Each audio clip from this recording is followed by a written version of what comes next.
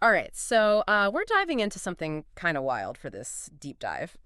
It's internet fame, burgers, and a whole lot of chaos. Yeah, You guys sent in some incredible footage from that MrBeast Burger opening, and honestly, I've never seen anything quite like it. it's amazing, It's Yeah. really fascinating how Mr. Beast, or like Jimmy Donaldson when he's, Right. offline, is translating that online persona into this whole real world experience. Yeah. I mean, it's more than just burgers, right? Absolutely. This wasn't like your typical restaurant launch. This was a full-blown event. We're talking thousands of people camped out, some of them for days, at that American Dream Mall in New Jersey. Oh, yeah, I saw that. They came from all over just to be a part of it. And that says something about the power of online communities. I mean, Mr. Beast has spent years cultivating this massive following, over 100 million subscribers on YouTube. It's insane. Yeah. And it all started with these crazy stunts, these videos that just go viral instantly, and now he's bringing that energy into the real world. It's fascinating. There's this quote in the footage from Mr. Beast himself. He says, "They came from Connecticut. There were some people in line yesterday who flew from LA. I really hope we can get them all, you know? That should get me excited, but that just makes me nervous because then if we don't get to them, I feel like crap." Wow.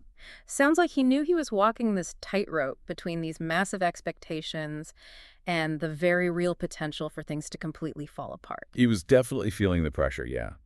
But you have to remember, this kind of thing, it's calculated. He's leveraging FOMO, the fear of missing out. Right. It's Yeah. all about scarcity and exclusivity, this idea that if you're not there, you're missing out on something huge. So you're saying Mr. Beast is intentionally tapping into these psychological triggers.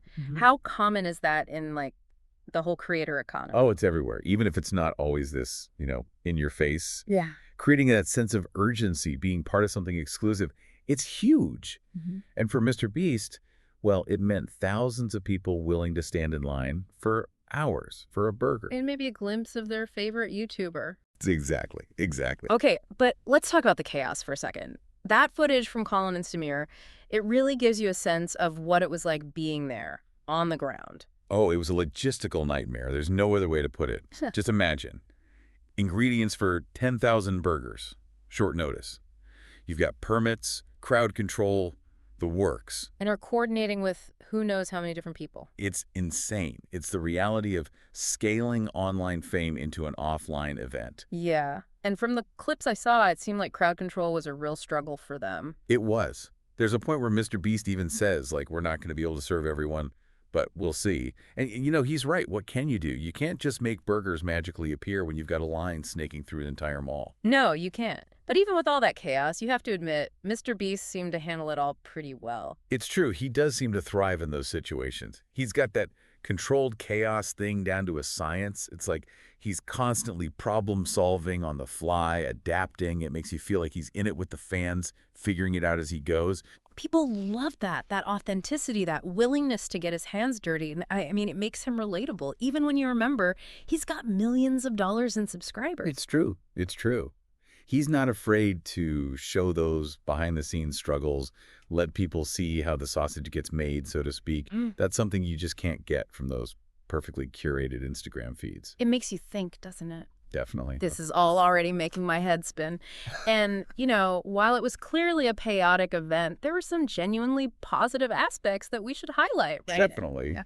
Definitely. For a lot of those fans, that day, it was a dream come true. And we'll get into all of that right after this. You could just feel it in the crowd. That Yeah. energy, the excitement. Right. They were there for the burgers, sure. Sure. But it was more than that. It was like being part of something bigger, a shared experience. And for a lot of them, it was probably a chance to, connect with other fans. And of course, Mr. Beast himself. Right, exactly. Yeah.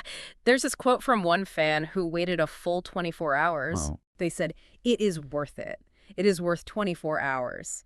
That's commitment." That's wild. It really makes you think about that dedication, Like 24 hours is a long time to wait for a burger. Makes you wonder, where's the line? Yeah, it's a tough one. On the one hand, you have this amazing display of fandom, people going above and beyond, but it also brings up those questions about, parasocial relationships Right. and, the possibility of exploitation. when you have that level of devotion. And from a more practical standpoint, what about the sustainability of it all? I mean, you mentioned those concerns about the environment, the resources it takes to pull this off. Yeah, absolutely. Yeah. These massive events, they take a toll. You've got food waste, transportation, just the energy required to make it happen. It's a lot. And then there's the question of, can he keep this up? Will people still be this hyped a year from now, 2 years from now? Right, that's the big question, isn't it? It's like he's written this whole new playbook for what internet fame can look like in the real world. And other creators are watching. Oh, absolutely. They're going to try to replicate this, one up to each other with even bigger, crazier events. But where does it stop? Right, where's the line? Yeah. And who's going to draw it? Yeah. The creators, the fans. It's a lot to think about. But, okay, even with all the chaos and the big picture stuff, there were some really nice moments, too. Like when MrBeast surprised his entire staff with a $1,000 bonus. I saw that. That was amazing. Talk about a power move. It was smart, though. Great PR, for sure. But it also shows he gets it, Yeah. That giving back, even in this very public way, it softens his image, reinforces the whole he's one of the good guys thing he's got going on. Totally. Adds to that whole authenticity factor we were talking about earlier. But okay, big question here.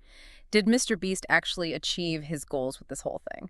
Was this grand opening a success? I mean, from a purely business point of view, it was huge. Thousands of burgers sold, tons of media coverage, everyone talking about it. He probably drove a ton of traffic to that mall, too. No denying that marketing genius he's got. He knows how to get people talking. What? He does. He does. But success isn't just about the numbers, is it?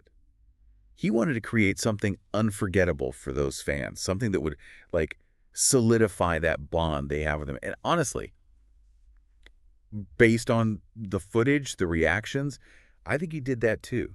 So what's next? Can he top this? Is this the peak of the MrBeast spectacle, or is this just the beginning? Yeah, that's the million-dollar question now, isn't it? Like, he's set this new standard right for these influencer-driven events in the real world. Right. It's going to be tough to top. What's he going to do next? I don't know. Open a theme park? Maybe. Buy an island and make it like a real-life Hunger Games, but with prizes instead of, Hopefully not. Yeah. Yeah, let's hope it doesn't go that far. But you're right, though. It's like, as these events get bigger and more elaborate, there is that risk. They lose touch with reality. Exactly. And they lose that. Become too manufactured. Yeah, that authenticity. Which is what people love about MrBeast. It's a fine line, definitely. He's got to keep things interesting, keep up in the ante to hold people's attention. Right. But he can't go too far. Because then he becomes out of touch. Yeah. This is a lot, this whole deep dive. I mean, we're talking about burgers and a restaurant opening. Right. But it brings up these huge questions about where internet culture is going and what it means for, It really makes you think. how we interact with each other. It's like we're watching fame evolve right in front of us. Yeah. Those lines between online and offline are totally blurred now. And it's like, is this good? Is this bad? Right. Where do we even go from here? Yeah. That's the big question for all of us. It's a lot. Yeah. Well, this has been quite a deep dive. It really has. Started with, like I said, something as simple as some burgers. Yeah. And now we're questioning the very fabric of reality. That's what we do here. It's like you start with something that seems so simple on the surface, and then bam, all these layers, all these things to think about. That's the beauty of a good deep dive. I totally agree. And on that note, we'll leave all of you wonderful listeners with one final, very overwhelming question. Is this level of devotion that we see online, is it sustainable? Or are we headed for a reckoning? Let us know what you think, because we sure don't know. And until next time, happy diving.